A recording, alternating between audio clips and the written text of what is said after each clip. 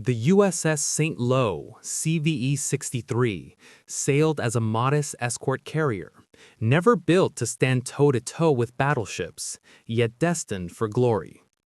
Born as Chapin Bay, renamed Midway, and finally christened St. Lo in October 1944, she carried the weight of history on her decks. Her aircraft roared over Saipan, Tinian, and Morotai, striking enemy positions and shielding American troops.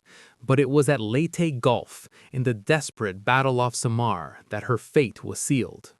Outnumbered and outgunned, St. Lo and her sister carriers of Taffy 3 fought valiantly, launching every plane they had against the approaching Japanese fleet.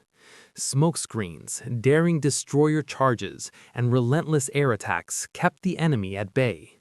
Commander Francis M. McKenna, United States Navy, stands on the bridge of his ship, staring into a sky choked with smoke. Below his feet is USS St. Lo, CVE-63, an escort carrier built for support duty, not survival.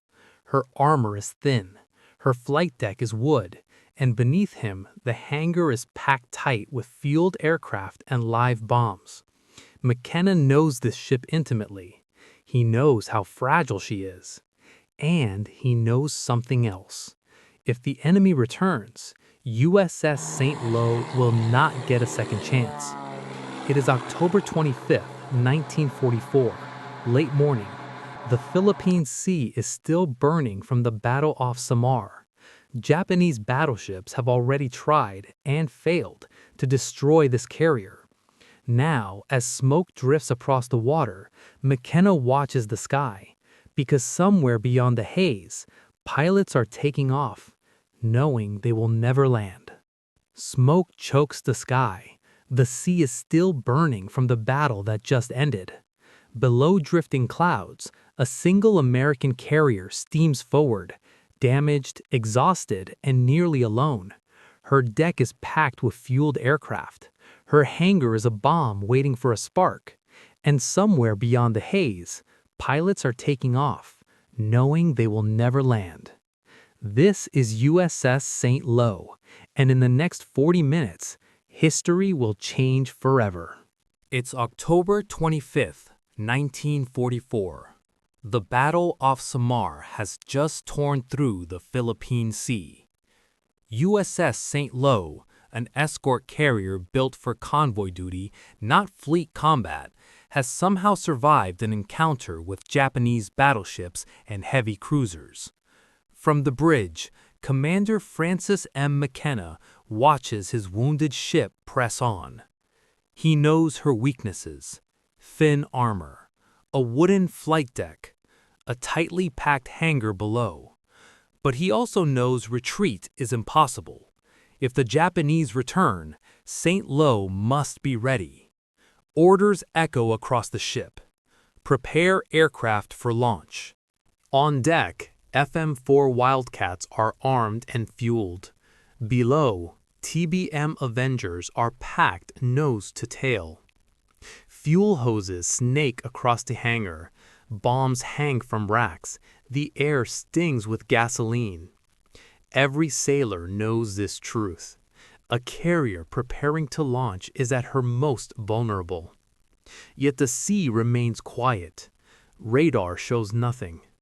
Then, two faint dots appear. McKenna's blood runs cold.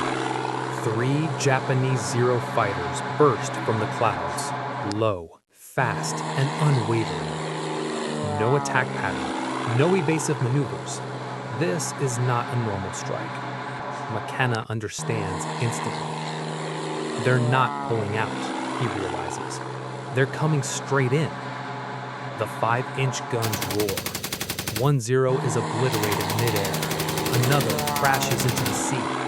The third presses on, burning, damaged, unstoppable. It clears the gunfire, skims the flight deck, and slams straight through it. The explosion inside the hangar is catastrophic. Fire erupts, aircraft detonate, the ship shudders.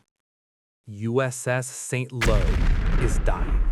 Commander McKenna does not hesitate. Abandon ship.